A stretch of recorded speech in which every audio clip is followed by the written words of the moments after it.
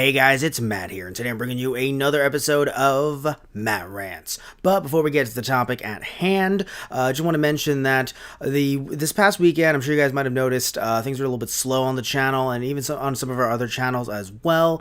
There was some issues with some releases, some top 5 stuff, as well as an anime ASMR episode that I wanted to release. Might be releasing those on our Facebook channel, or our Facebook page rather, and anything, I'll talk about that in a different video altogether. That'll be uploaded on all 3 of our channels, and it'll probably be a little bit later on during the week, maybe even early next month, just so that we can get everything Halloween July out of the way before I make that announcement and talk about some potential changes that might be coming to all 3 of our channels. Now, but that's a topic for a different video.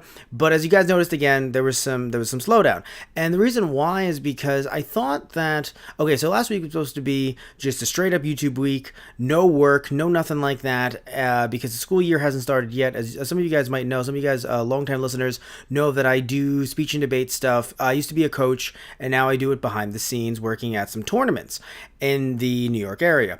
So what ended up happening, though, was that out of nowhere, my boss messaged me out of the blue and said, hey, if you want to make some money, we have, which I always like to make some money, we have some tournaments coming up on Thursday and Friday. It was some kind of summer camp situation. So I took that, but that completely screwed up my schedule. And then I transitioned into having a fun party upstate in New Rochelle with some friends. Those guys play Peeps. We have it every year. Not everyone from those guys play, sadly, but we still get some really cool people there. We get Satish Ram, we get Brandon, we get Teddy, and a few other people who may be making some appearances in the near future on those guys' play. So it was really fun to have them all around.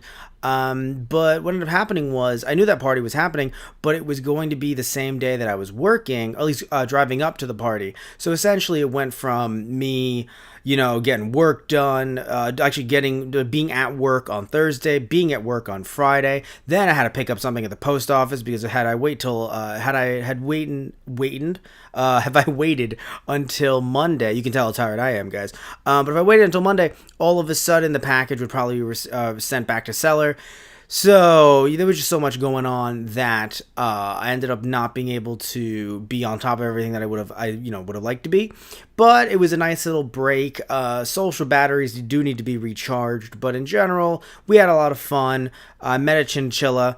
That's a thing that happened. And also, I got to hang out with a beautiful, adorable dog who I love so much named Sammy. So overall, it was a great weekend, but now we're getting back to that YouTube grind and finishing off the Halloween in July season. But before we do, let's talk about something very interesting. This was supposed to come out last Thursday, but I wasn't able to record it in time. So we have it coming out today.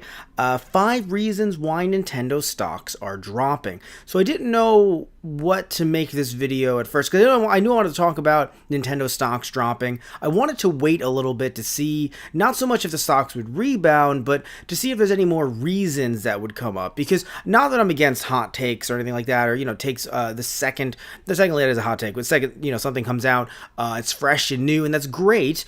But at the same time, I wanted to wait a little bit just to see if anything new would pop up and to kind of have some reasons. Because my first thought was, oh, why are these stocks dropping? This is terrible. Clearly, it is the investors who are at fault. And I'm not saying that, there aren't some issues here with the investors and, the way they look at things versus how we look at things. But at the same time, when looking at some of the issues that did rise up as, days went on, as we started seeing new info kind of drip in, if you will, drizzle in, there we go. All of a sudden, we started seeing some cracks, but in all seriousness, some cracks in Nintendo. Now, does that mean that we, should stop supporting Nintendo, that Nintendo's going to die, rest in peace, Nintendo? No, but there are definitely reasons like that are, you can even say that they might not be well-founded or they might not be concrete, but there's still reasons nonetheless. But before we get to those reasons, let's talk about reasons why, in my opinion, why they shouldn't be. And yes, again, some of these are opinion, some of these are truth, some of these are speculation, both on my end or other sources' ends. Either way, all of these sources will be in the comments in the description box below. So the first reason why I think they shouldn't be dropping is because Smash is coming out. Yes, Smash. Of course, and yes, we have Pokemon Let's Go, Pikachu, and Eevee as well. But still, the idea is that even if someone doesn't like those games, Smash is something that's always a great system seller. Everybody loves the Smash, even though recently, I believe it was Miyamoto who said, actually no, it wasn't Miyamoto, it was Sakurai, I believe, who said, hey, this Smash might be a bit more for the casuals, and I'm paraphrasing here, but it'll be a bit more for the casuals, not so much for tournament players, but that doesn't mean that it can't be played at tournaments. So, but even then, still, looking at the fact that Smash is going to be released on Switch, I know a bunch of people, myself included, who haven't even jumped on getting Nintendo Switches yet, who might actually be interested in getting a Switch now just because of Super Smash Bros. Alone. So that right there makes me think, hey, that's a system seller. That's not just selling games, that's selling systems. Why would the stocks be dropping if there's going to be that that uptick in revenue later on during the year, especially around the holiday season as well? So that was the first issue that I had. Why are these stock prices dropping? It doesn't seem like people are selling off their stock necessarily. It's just that the price is dropping due to some kind of perceived error on Nintendo's part. So, again, that's number one. Number two is Fortnite. Now, I'm not a fan of Fortnite. Many of you guys know, if you've been watching the channel, I don't play Fortnite, not interested, but that doesn't mean that Fortnite is bad, and we cannot deny the fact that Fortnite is selling, if not a lot of systems, selling a lot of copies on other systems. So the fact that Fortnite is coming to Nintendo Switch, or actually, I'm sorry, not coming, is already out on the Nintendo Switch, and as far as I've heard, there really isn't any crazy slowdown issues or anything like that. You kind of wonder why with Fortnite on the Nintendo Switch, like yes, it's not a first-party Nintendo game, but at the same time, it's still Fortnite, and we see how much, the boatload of cash that Fortnite is making. You sit back and you think, why is this, like, why would there be an error on Nintendo's part for bringing a game like that? And granted, I know that stocks dropping doesn't equate to these investors saying that that's a problem that Fortnite is on the system, but still, there are positives here that you kind of get a little bit confused about before you take a look at some of those negatives that we're going to get to a little bit later on during the video. So let's move on to number 3, which is me looking at how many Nintendo Switch consoles have been sold, at least thus far. So they have sold as of March 31st, 2018, which is way after this recording, but still is the most updated, the most current numbers at this time. They have sold 17.79 million consoles. Now, scrolling down, looking at what is listed as the Nintendo Switch's best-selling game is Super Mario Odyssey, which sold 10.41 million million copies, which that is, of course, still as of March 31st, 2018. Now, of course, comparing that to something like the Wii U, which, yes, it might be a little bit biased to compare it to another Nintendo console, but still, looking at something like the Wii U, let's see this over here, worldwide, it had sold, as of March 31st, 2017, 13.56 million. So, just in 1 year alone, a little over a year rather, it has sold, the Switch has sold more than the entire Wii U's lifespans of consoles.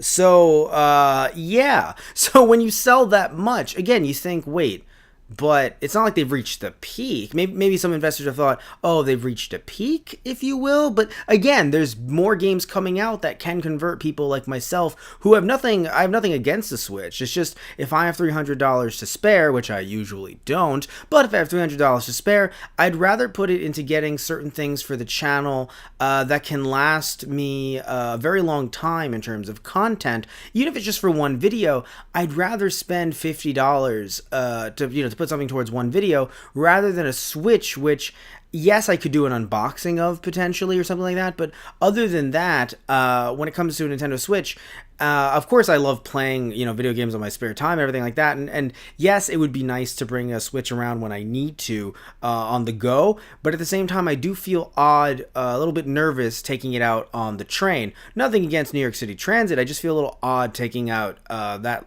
something that to me seems like a very large tablet versus like a PSP or 3DS or a Kindle.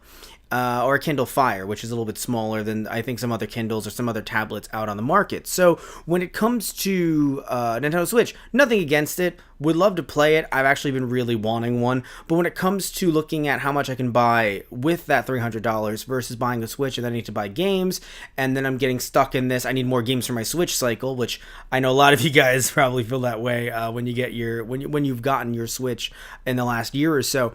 So I'm a little bit nervous, but still, the Switch has sold so much, and there's still more games coming up, back to points 1 and 2, that you'd think, well, why the Switch has sold so much? What is the issue here, right? When it comes to how much Switch has sold. And now let's look at number 4. NPD industry analyst Matt Piscatella. Oh, Piscatella, I actually got that right. Matt Piscatella has said that apparently the Switch may turn out to be the biggest. I was gonna say the biggest for a second. It's like, whoa, what's going on? The best-selling console of 2018 due to a surge in the fourth quarter. So apparently, the Switch is going to be, allegedly, according to these stats, to this projection, the best-selling console of 2018. Now, will it? Well, again, that's just a projection based on the numbers. It might not. However, for investors, the idea that I would argue in some cases investing, not all the time, but in some cases kind of feels like a little bit of crystal ball work. You would think that with analysts coming out and saying stuff like this,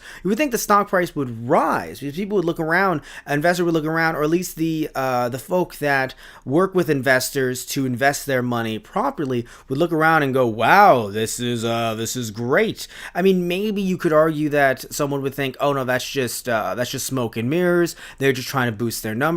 But frankly, companies do stuff like that all the time. As much as I love WWE, a lot of times certain people will find online that when WWE says, there were, 18 million people at our latest WWE pay-per-view, the numbers will probably lie due to or at least people will find out the numbers might have been lying, or that, inflating them to try to get, investors and kind of get people to think, wow, like that's crazy that 18 million people were there at that last WWE pay-per-view. And of course, I'm being hyperbolic because you can't get 18 million people inside one stadium. But the point is that, I mean, let's maybe have a mega church, but even then, I don't know about 18 million. But still, the idea is that you're trying to boost things up for the investors and also for those at home who, maybe aren't really looking into the numbers and things like that, to make it seem like, wow, this is so cool. I can't believe 18 million people went to that WWE event. And then that other WWE event last year, WrestleMania Fest 9000, I cannot believe that 1.7 billion people went to that event. It's crazy. So you could say that maybe some investors thought that was smoke and mirrors. Maybe they don't believe that this will be the, that the Switch will actually potentially be the best-selling console of 2018, which is understandable, but still, when you have situations, when you have, analysts coming out and saying stuff like this, you do wonder, like, why was, like, is that the thing? Like, what did it, right? Why is this not potentially helping the stock going up, and why is it going down? Well, we're going to get to those 5 reasons right now. And reason number 1 is a perceived lack of games. Now, why do I say perceived? Because personally, I don't think it's a lack of games. Now, I know there's a lot of people online that are probably going to be laughing at me right now, immediately start typing, going, Matt, there are only 3 Nintendo Switch games that are technically out. But here's the thing, right? So Nintendo is clearly kind of culling this indie market on their Switch in a way that, I don't know much about Xbox One, so maybe they're doing that as well, but I noticed that the PS4 has been doing that, or Sony in general has been doing that for a while now, really kind of helping indie creators and people who want to put their indie games on, on PlayStation 4 and I guess PlayStation 3 as well, because it's been going on for a while. Really giving them the tools to do that and being very indie friendly. And I feel like the Switch, now you have Nintendo doing the same thing as well, because of course you can take these games on the go, etc., etc. So I do think that there are a lot more games than some might think. Now, yes, some might say, but they're ports, but they're still games regardless. And frankly, for someone like myself who still, even though I want to play Dragon Ball FighterZ, I don't have it for the PS4. I still don't have it. So if I were to get Nintendo Switch, I could get it for the Switch and be just fine, doing just fine. Same thing with Xenoverse 2. I don't have Xenoverse 1 or 2. Do I want them? Kinda, yeah, actually. Not as much as FighterZ, but I still would enjoy playing them. And I could definitely play them on the Switch as well and see how fun that would be. So that's my thing. My thing is, I understand that some of you guys who are really, really, really into games, and that's not like a negative thing, that's just me saying you're really into games, you might not, and guys, gals, whoever, I'm not just saying only guys, if you're only into games, or you're really into games, you might not realize that there's some people out there who maybe didn't get the Wii U, right? Some people who didn't get certain games for other systems because they were playing other games at the time, or in general, they don't have a lot of free time. A lot of YouTubers out there are, some of them are older than I am, some of them are older than I am. Duh. That's the biggest duh thing to say. But still, my point is that some of them have kids and families and things like that. And, I have a family as well, but thankfully, I don't have a wife or child. So I don't have to deal with a lot of that responsibility right now in my life. So because of that, I can sit here and do a lot, YouTube the way that I do. I can play games the way that I do. I can record footage the way that I do, and a bunch of other things that I can do because I don't have those responsibilities. For someone that does, for them, the Nintendo Switch isn't this. It's not even technically a wasteland, but this desert where there's only like 3 or 4 games. So we do have to think about that as well. However, now, why are investors potentially looking at it as a lack of games? It's not the fact that investors don't like the indie market necessarily. I think that there's a good chance that these investors or these people that are taking investor money, because yes, investors are not just, you don't have Bill Gates looking at Nintendo going, I would like to invest. No, he hires people and firms and things like that to look at different companies and see which investment seems the most, I believe viable is a great term, a viable investment, a good investment. So why is the perceived lack of games, quote unquote, why is that an issue? So it's an issue because of the fact that I would argue some of these investors or firms think that because Nintendo has first party games and they also have the console, that the first party games are the only ones that matter. Maybe because it's a bigger profit margin, maybe because those are the ones that sell the most, but there's a good chance that they aren't looking at in a way, think of it like this, right? The same way that some of us will criticize GameStop for not pushing new games, trying to push used, because they're thinking, used will get us a bigger profit margin.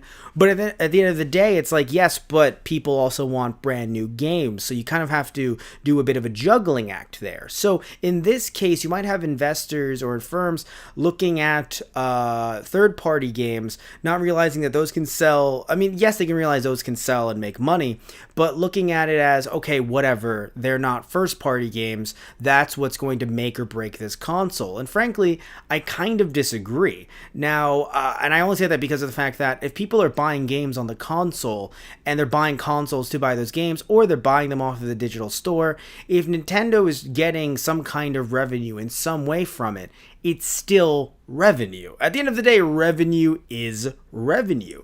And that's kind of, in my opinion, a bit of the issue. I did mention this actually during the why they shouldn't be portion at part 3. But you know what, I'll mention it right now. It is a huge issue with companies, with corporations, when you have investors. And I'm not saying that no one can invest in a company or a corporation. I would love to have investors for those guys play, / those guys on the radio / TG Productions. I'm not saying investing is bad or investors are bad. But what ends up happening sometimes is You have companies slash corporations that are making money, but because they're not making a lot more money or they're not reaching a certain target, all of a sudden it's as if they're failing, as if they're in the red, which they're not. They're in the green. They're, profit-wise going higher and higher and higher, but because it's not at a certain point or because an investor thinks they aren't making what they wanted, which, I mean, to be fair, if they're not making what they wanted, that I understand why to them that might be a bit of a failure. But in terms of a company or corporation succeeding, if you're making money, to me, you're succeeding. Not, oh no, we only made $1 million. If only we had made 10 million. Like, for me, someone who's in my position right now, making $1 million is fucking amazing. And I'm sure to many of you out there, I mean, it's funny. It's the same situation when I think a lot of us out here, just in the world, when we look at movies and we look at movie budgets and we're like, and even not even looking at the budget, looking at how much it made, right? So a movie makes $250 million and you have Hollywood saying, such a failure. And we're sitting there going, 250 million, that's a good amount. But compared to how much they spent on it, if they spent 250 million, then they didn't make any money back. In fact, they may have barely broken even, if at all, because of things like marketing budgets and a bunch of other stuff as well that go into not just making a film, but promoting a film. So that's, to me, the potential issue right there. Like, that's the perceived lack of games and why there are some investors that might consider that a problem. Again, I don't think it's a lack of games. I think if Nintendo's making money, they're making money. But this idea that, oh no, people aren't going to buy it. Because again, something I didn't necessarily mention earlier when I mentioned the whole idea of Smash coming out, these investors aren't gamers. So they don't look at things the way that we do. However, I will admit, though, there's a good chance that they are privy to some information that we aren't. And that's number 2 here, that they're privy to some information that we aren't. Now, this one isn't going to be as long as number 1, but just the idea that there is stuff that I assume they hear in certain meetings that we don't get access to. Yes, things get leaked all the time. Yes, there are sometimes open conference calls, but I do wonder if there are certain things that they might know or they might hear about, so-and-so said this to this and this and this person that. In some industries, we hear rumors all the time. Speaking of pro wrestling again, you hear a lot of pro wrestling rumors. But then other industries, it seems like mum's the word. You don't really hear much until shit starts to hit the fan. So I do wonder if they might know a few things that we don't. Now, that doesn't necessarily mean that Nintendo, again, rest in peace or anything like that, but there is a good chance that there's just some stuff that we truly don't know about, that they're sitting back going, I don't know about that one. I don't know about that either. And again, maybe, and it's not even just about hearing rumors of impending doom. It could just be them looking at numbers that, again, we're not privy to, or looking at how the numbers might compare to, I don't know, other investments they're making in other companies that aren't gaming related. So they're thinking, nope, that's the one we have to drop from the portfolio. When really, at the end of the day, to you and I, we're sitting back thinking that is a great investment. That is making good money, or will, because we know what the fandom wants and we know what the fandom thinks, even when it comes to things that certain YouTubers or the media, and I'm not talking about like the media like CNN, I'm talking about media just like, gaming journalists might say, I don't know about that. I was, and I know it's a very small sample size, so do not say that I'm, talking about the entirety of the US. But, you guys have seen on the channel, if you haven't, go check it out. I went to the Nintendo World Direct when I think it was Tuesday, God knows how many weeks ago at this point, when we had E3 going on. I went to Nintendo World. I played some footage. I played Super Smash Bros. Ultimate. I have some footage of that on the channel. And what ended up happening was I saw the Direct live, and people were going nuts, both upstairs and downstairs. You fill out the whole place, and people going nuts. And the reason why I bring this up is because of the fact that, look, I know it's, again, small sample size, but those are the people that are going to buy the game. Either they have Switches, or if they don't yet, they're going to get them. Those are the people that are going to buy the game. Very small, yes, But those people, and then the people afterwards that didn't get to see the direct, at least live, but then came in to see the re-airing of the direct, or they ended up coming in later to play Smash, or just to watch Smash. They potentially weren't all the same people. So, in each session. So the idea is that those are the people that are going to buy Smash, and investors might not be privy to that, because again, they're not on the ground, they're not seeing people who are interested in this product or products, they're just seeing numbers. Now, let's move on to number 3, which this thing, speaking of stuff that, these investors might be privy to that we aren't, the Nintendo Switch is cracking. Now, I don't know if you guys know about this. I'll have a link down below, like I mentioned earlier, to, people discussing this in depth and where this started, but it was a Reddit user who basically said, hey, a Nintendo Switch is cracking, and not the screen, but it was actually the outer shell. I believe it was near the USB port, and it was cracking in a way that, at first glance, you're like, this person has clearly potentially dropped this. But then you start seeing other people's cracked switches, and then all of a sudden you think, because you see the exact type of cracks. And it's very odd that they would all have similar cracks in similar places, unless people are like, I know sometimes it seems like people are very against Nintendo in some ways, for reasons that you're kind of like, all right, guys, relax, right? Like, chill. I don't know if you should be this, upset at Nintendo. I mean, there are people that are still like, well, the Switch is going to fail. And it's funny because it's like, if you never change your mind on that, and you've been saying the Switch is going to fail before it even came out, when it came out, after it sold a bunch, and now that some of them are cracking, you're going to be right eventually, right? I hate to be that guy, but I just have to, be honest and say it. A clock that's broken can be right 2 times a day.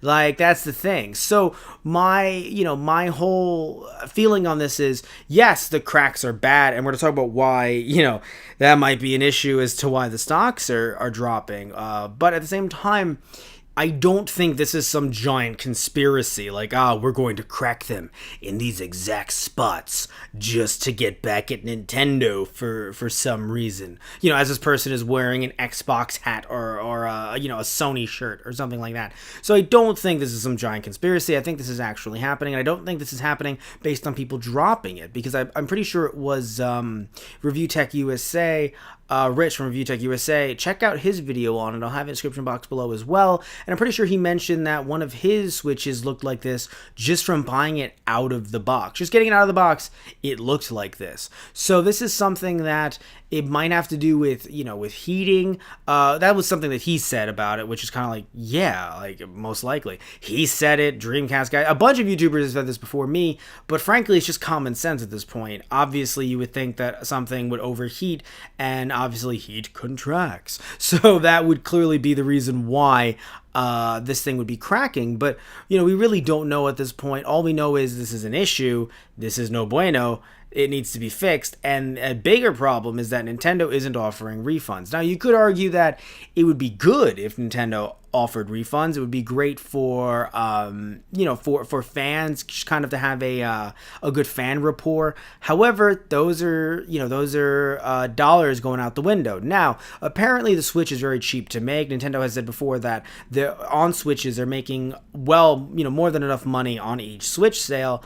But that's still not good if you have to, let's say, just throw it out a number, complete hypothetical, 1 million Switches have to be replaced. Again, complete hypothetical. 1 million Switches have to be replaced. That's money.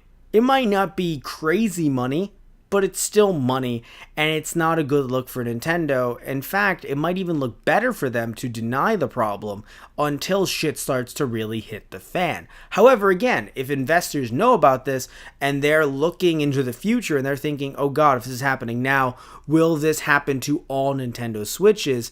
I mean, people are wondering if it's going to be another, oh god, what was it? Was it the Nvidia? Though that, I forgot what console it was. It was a handheld. Tell me in the comments below. It was the one that the rubber actually melts with prolonged use. The rubber actually melts around it, essentially making the console useless. Forgot which handheld it was, but it was a very short. It was died very early. But I forgot what the name of it was. But either way, investors could be very worried and nervous, and they could think, oh God, what if it becomes, I don't know if they know about that situation specifically, but they might think, what if this cracks all the systems? Now, will it? Probably not. But again, that's something to think about if you're investing in a company. Now, could Nintendo make a revision? Oh yeah, totally, most definitely. Especially one to fix their hardware issue, which I'll mention a little bit later on this list. But still, they definitely have something.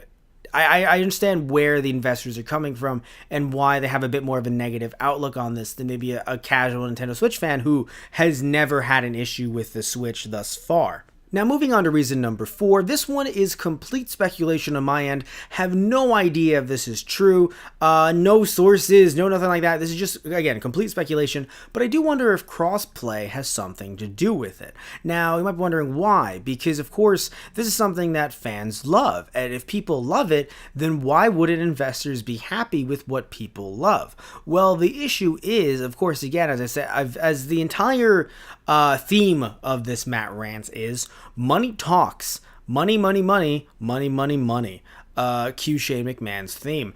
Because of the fact that when it comes to investors and money, they're best of friends. They're buds. They're best buds. So when you look at the fact that to consumers, the idea that you could actually play something like Fortnite with your friend with an Xbox One, that's amazing to us, the consumer. However, to, random investor who wants to make money, their first thought is, why is someone not buying a Nintendo Switch? Why should they not be forced to buy a Nintendo Switch? As if someone who's going to be in that situation is going to go, well, I guess I have to get a Nintendo Switch. Not necessarily. Now, yes, in some cases you can beg your, especially if they're young, you can beg your parents, like, oh, please get me this, get me this, get me this. But if if so-and-so's, little Jimmy's, little Timmy's, little Sarah's parents bought him, her, them an Xbox One just last year, they might not want to, actually, maybe in a year, if wait till the holiday season.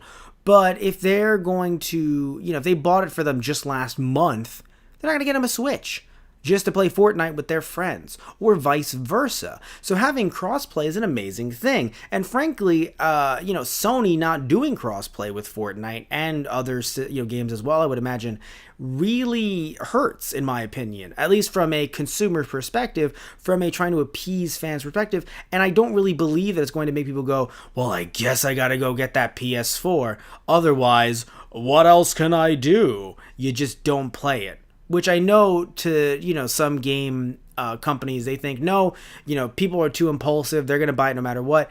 Yes, people are impulsive, but you also have to think, do people have the money to do this? And this isn't like going to be a whole thing about the economy or anything like that, or, people having jobs and minimum wage. I'm not getting into that. I'm just saying, do people really have the money to sit there and on a whim go, I guess I have to buy a PS4 Pro, or in this case, I guess I have to buy a Nintendo Switch? I don't think there are a lot of people that are like that, and I feel like, or in a position to be able to do that, even if they feel a compulsion to. I don't know if they have the funds to. And when it comes to kids, I don't know about you guys when you were kids, but when I was a kid, sometimes my family would cave. I will admit I have a lot of Pokemon games because family caved. Totally admit that. But at the same time, I don't have the Virtual Boy. I don't know if I was interested in the Virtual Boy when I was a kid, but I don't have the Virtual Boy. I don't have. I didn't get the N64 when it first came out. Super Nintendo I got really late in its life cycle. There's just stuff that I do have a lot of consoles. Don't get me wrong. You guys have seen on camera. I have a lot of consoles. Believe you me. But that doesn't necessarily mean that my parents bought every single game that I was interested in or every single toy, because that's way too much. Like, you might think that I have way too much, and I'm not going to say that I don't. But I'm just saying that it's way too much if, when you're a kid, your parents are buying you every single thing. Hundreds and hundreds and hundreds and hundreds of dollars. I mean, think about my N64. My N64 was out of box from a GameStop for, I think, like $50, the Pikachu edition N64. So it's, it's a much different situation if you're getting them, like, brand new, hundreds and hundreds of dollars every single year, multiple consoles.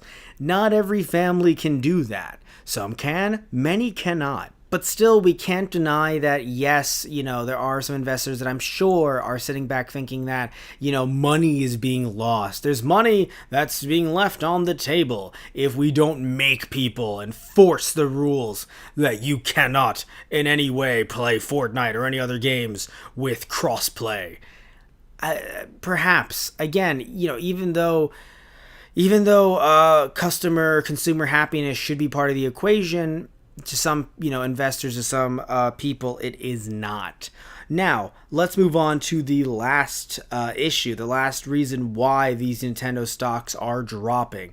And the reason why is that Nintendo Switches are being hacked. Now, do I think it's a bad thing that they're being hacked? No. Now, yes, I did say should hackers be allowed to DRM the software? That was another Matt Rants. I'm not happy with hackers DRMing and selling their software. Super not happy about that, but that doesn't necessarily mean that I'm against Switch hacking. Yes, it's a little problematic to have this happening while the console is in its first 2 years and it's still thriving. But at the same time, it still is good to have for the future. It's still good to be able to work on this now and in the future when the Switch is not being supported, hopefully in 8 years and no less. Then all of a sudden, people can go, hey, at the very least, if Nintendo stops selling these games, they're all out of print. It's okay. I can hack my Switch. So I have no problem with Switch hacking. But we do have to acknowledge the fact that when investors are putting their good money into a company and they want to make sure that the consoles are being bought, which, yes, you do have to buy a console to hack it, to be fair, but the consoles are being bought and the games are being bought as well, especially those first-party games that I brought up earlier. Yeah, I can completely understand why an investor would feel a little bit nervous, get a little bit of cold feet when consoles start being hacked, especially based on the fact that, and I talked about this during the DRM Matt Rants, there are some people who aren't, again, hacking it, not necessarily a problem. People putting pornographic images, adult images, in games, in Super Mario Odyssey, apparently there's, adult images in the balloons where you see other people's profiles and avatars.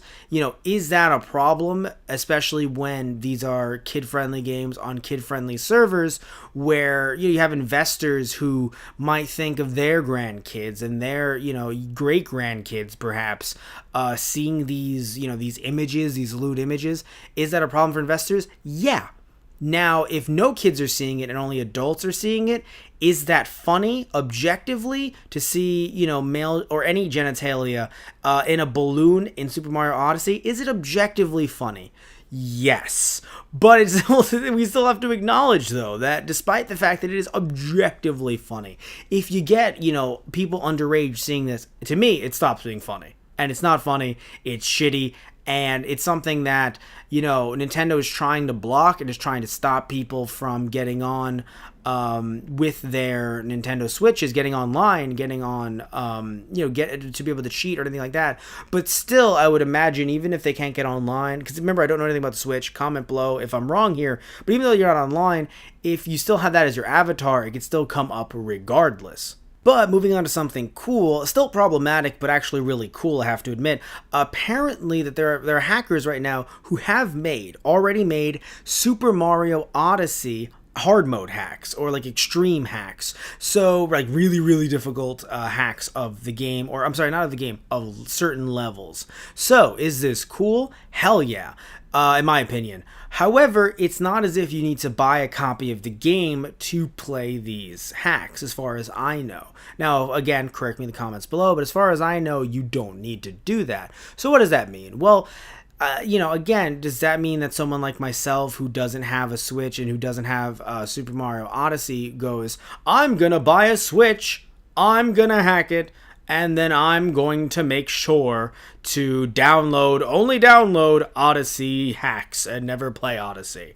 Most likely not, but at the same time, there is a potential that people will buy Odyssey, and yes, that means that Nintendo gets their money, but then after they've gotten done playing the main story, they play these hacks. They never really go back to Odyssey, even with Nintendo releasing maybe paid DLC or free DLC. So then they don't have a user base. They just have people playing hacks. Now, some of you guys will probably laugh at me for saying that because you think about, how Pokemon hacks haven't really changed the scene in terms of people buying new Pokemon games. But let's remember that usually, and not always, but usually, you don't have Pokemon hacks out when the main game is out. What I mean by that is, I'm sure there could have been some Ruby hacks out, there could have been some Sapphire hacks out, there could have been, but at the same, like when Ruby and Sapphire were out and they were the legit game. But I would argue most of the hacks that came for those games, as well as like Emerald, were out when Fire Red and Leaf Green were out. And then same thing, most of the Fire Red, Leaf Green hacks that came out and are still coming out to this day are out once Fire Red and Leaf Green weren't the main games anymore, and when we moved on to Diamond and Pearl. And then you see Diamond and Pearl hacks once we move over to, and et cetera, as it goes on. I mean, I'm pretty sure there's a hard mode or like Nuzlocke hacks of Omega Ruby Alpha Sapphire. I'm sure there are, right? But still, even though I'm sure that they exist, at the same time, again, we've moved on to Pokemon Let's Go Pikachu and Let's Go Eevee. We're there already, to be fair. So we do have to think about that as well. The fact that, this console isn't even 2 years old yet, and already we're getting hacks for these games, which is really cool, but it could potentially be detrimental to future purchases of games because, again, the console isn't at the end of its life cycle yet. This game just came out, basically. So I think we do have to think about that as well from the investor perspective. I would like to say, though, from a hacking perspective, from a creative perspective, super cool that people are making these hacks for Odyssey. Super cool. But it could be problematic for sales in the future. So we do have to think about that as well. Now, yes, apparently Nintendo has been, with newer Switches that are out, if you buy a new Switch, let's say off of Amazon or eBay, well, I don't know if you have a new Switch off eBay, but like Amazon or your local retail store, you might find that the hardware has changed a little bit and the Switch is not hackable. That's what I've been hearing. So potentially that can shift, what investors think about the hacking of the Switch. But still, the problems are out there. The images of genitalia in balloons, God, that's a fucking weird sentence, but they are out there. So there is some bad PR for Nintendo in that sense. And again, that could be what has swayed investors. Now, do I think investors should, do I think that we should have these stocks dropping? No. It is really sad that this is happening, but is it the death of Nintendo? Also, no. No, Nintendo is not dying over this. And also, I'm not, necessarily, even though I don't think this should be happening, that, these stocks should be dropping, at the same time, I also don't necessarily think that, it's necessarily there's no reason. Because at first I thought, I think I said this earlier to you guys, at first I thought, come on, why is this happening? But I waited, right? I said, let me wait, see some more reports. And once these reports started coming out, I hate to say it, but I understand why the stocks were dropping. I don't like it, but I understand. Now, do I think they're going to rise back up like the Phoenix? Just kidding, because that would mean they'd have to be dead, and they're not. But are they going to rise up, though? Yeah, they're going to. Why? How do I know this? Am I an analyst now? No, I'm not an analyst. No, I'm not looking at the raw numbers and creating a prediction off of it. I'm just looking at what games are coming out and not only how diehard some fans are, but also the fact that I do think some kids and I do think some potentially lapsed fans are going to come back in for Pokemon Let's Go Pikachu and Eevee. I really do think that they will. Heck, I got to be honest with you guys. I don't hate the games. I would love to get Pokemon Let's Go Pikachu. I don't know about retail price. I maybe would have preferred $40, but still, I don't hate the premise. I don't hate the game. I don't hate the idea. And guess what? If you don't want the game, then there's going to be a new one coming out the year after, like an actual mainline one. And I know some people say that this one is technically a mainline one, but I mean one that isn't a Let's Go series one. So I do think that the stocks are going to go up. I do think that sales are going to continue. I do think people are going to buy more and more Switches. It is frustrating that Nintendo is not giving people refunds for the cracked Switches. But at the same time, I do think that people that are hacking Switches that might be, locked out of their accounts and they can't get online with that specific Switch, they might actually get a new Switch. So I know it might sound terrible. It's terrible if a Switch cracked, they don't have the warranty, and they have to buy a new one. That's terrible. It's a new sale, but that's still shitty. Especially because if, you have to have a trade-off somewhere where if you don't give people their products and lose money that way, doesn't mean that people are going to buy your product again, even if it's going to be a revision of some kind. And that also doesn't mean that people are going to have faith in your brand. But when it comes to those that have actually gone in to hack their Switches themselves, they fully know the risks and they can't log on with those Switches, so they have to buy another Switch. In that case, that's another justified sale. So, I don't know. I don't think that Nintendo is going to be hurting when it comes to Switches in the near future, especially with some revisions that fix the cracking issues, fix the hacking issues, and hopefully, and again, people will get past those hacking issues. People, consistently do and will, but still, I do think that with future revisions, Nintendo will be just fine. More games, which again, Nintendo is doing. Like, I know that their E3 was kind of light, but I think it's because they're planning another Direct soon, so they're going to boost up, their library that way. So, I don't know. I mean, maybe you guys disagree with me. Maybe you think I'm wrong. Maybe you think the Nintendo should die, and that the Switch should die, and that the stocks dropping are good. Whatever you think, please comment below. We'd love to hear your thoughts on it. Would love to think if you guys think that, hey, I'm wrong with some of my predictions. If you guys think that even with the stuff that I have documentation for, I'm wrong on that too. Or you want to predict any other reasons why you think that maybe the stocks are dropping. Or you say, hey, Matt, you didn't look at the numbers here. They're actually rebounding. Well, then, it was a little, that was a bit of a, maybe, potential, what's it called? Just a, reaction from the investors. If you know more about investing than I do, again, correct me in the comments below. I just want to hear people talk. I just want to hear, you have me talking for like half an hour plus. I would love to hear what you guys have to say about all of this, because I just find this very interesting. Heck, if you're someone who has hated the Switch since day one, please tell me how you feel. Like, I really want to hear what you feel. I know that it might seem like I was mocking you before, but I'm not. Like, I really legitimately want to hear why you think that the Switch is doomed, and it's been doomed. Even with all of its sales, it's still doomed. I really want to hear what you guys have to say. Would love to comment back to you guys in the comments section below. Alright, guys, so thank you all so much. Love you all. Take care, and tune in next time for another Matt Rants. It'll also be Nintendo related. You might know what the topic will be, and you'll get it soon. Alright, guys, so see ya.